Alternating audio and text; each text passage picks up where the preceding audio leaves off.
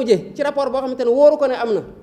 fa mu mujjee mooy rapport bi sax lu tax publié wuñ ko parce que ñii ñu ngi koy lire ñii am nañu ko jox nañ ko nangam kon rapport bu mu doon soofantel ne amul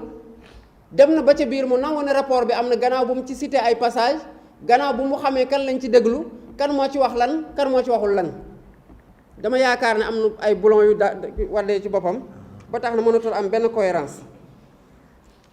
leneen liñ ci nar a tegg mooy dafa ne président Sonko dafa am ay woroo ci waxu Adji Sarr muy ñett am 6 woroo ci waxu président Ousmane Sonko mais est-ce que yéen fàttaliku ngeen fi gendarmerie dégloo président Ousmane Sonko gendarmerie ci rapport d'enquête préliminaire bi déglu président Ousmane Sonko dégluwu ko kon réflexion sur les faits bu enquêteur bi def bu dee relever ay contradiction ci côté partie yi mu déglu kese notamment la plaignante la ko mën a def mais mënu ko def ci koo xamante ne accusé la dégluwu ko voilà moo tax bu mu leen waxee ne dina egg ci 6 yooyu mu lim ko seetaanat leen conférence de presse bi limul dara parce qu'il n'a rien kon li wërte wor mooy gis nga rapport bii nii du Bassirou Gueye mooy déterminer moment bi rapport bi di génn déedéet day xaar parce que nekkul ci loxoom amu ci benn sañ-sañ waaye li ma wërte wër mooy sénégalais yi ko nar a liir yépp di ngeen génn ci moom mi jàkkaarloo woon ak yéen di ut crédibilité di naan man j'ai fait 20 ans mosoo ma dégg lu ne déggal nañ ko lu ne donc bu dee un magistrat modèle du ci moom lañ koy xool ba jàpp ne moom lu mu wax rek crédit dañ ko war a jox crédit les décisions sont là OFNAC daf ko joxe rapport joxe ay rapport ba sonn amul lenn loo xamante ne diligenté na ko ci ba ci 94 milliards yi defu ci dara kooku moo bëgg érigé wu en modèle de fonctionnaire bi nga xamante ne fu mu toog li ko ci waroon yëpp mu ngi ko doon def non ça passera pas parcours am rafetul ci bëtu sénégalais yi moo tax amul lenn lu mën a génneeti ba setal boppam li wër te wër mooy ci rapport d'enquête boobu bu ngeen ko liiree di ngeen gis na qu'il est dit que dañ ci wax ci biir que moom première transmission PV d'audition bu ñu ko jox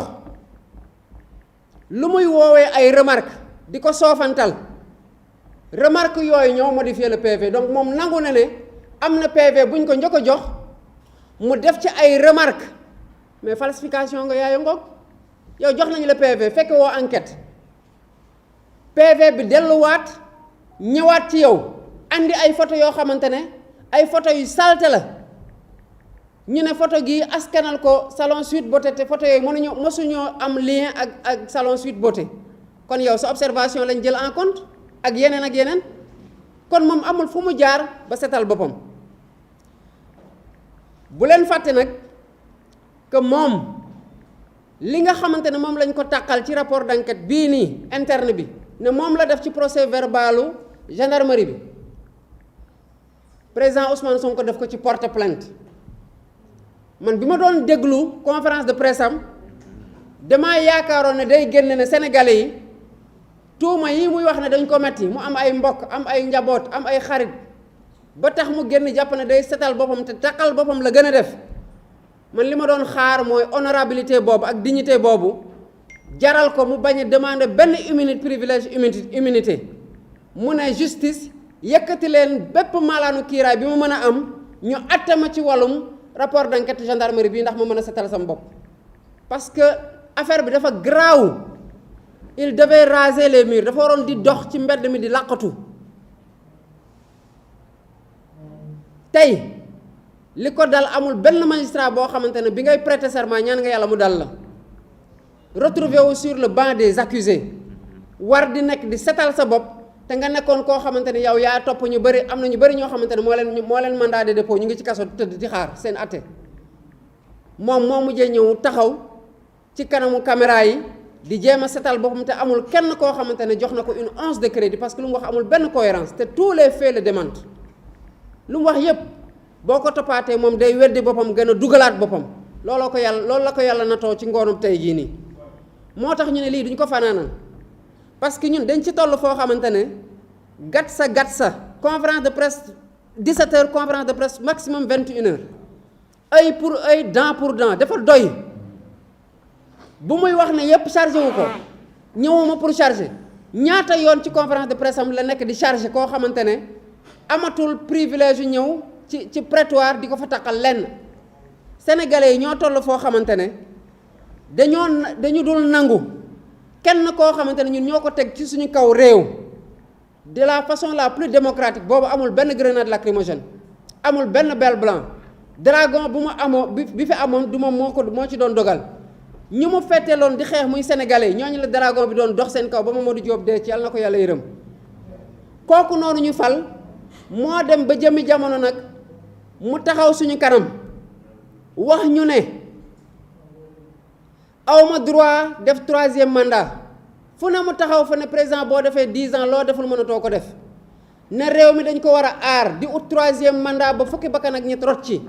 bind ko ci livre ne je suis venu vers vous pour un second et dernier mandat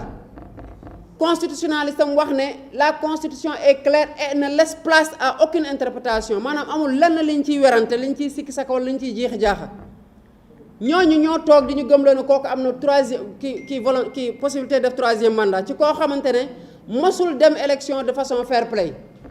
soit mu confisque la carte électorale soit mu confisque le fichier électoral soit mu jël carte sénégalais yi mu sànni ñi nekk Ndiaganiao mu yóbbu leen Wakhinane Nimzatt ñi nekk Wakhinane Nimzatt mu sànni seen carte Ziguinchor corrompre processus électoral bi pour bañ rek ko daaneel kooku moo fi bëgg a nekk ak luñ ko xamee yépp ci mën a mettital sénégalais ñu toll ci jamono joo xamante ne yow da ngay reetaan ci Facebook ñu tëj la 6 mois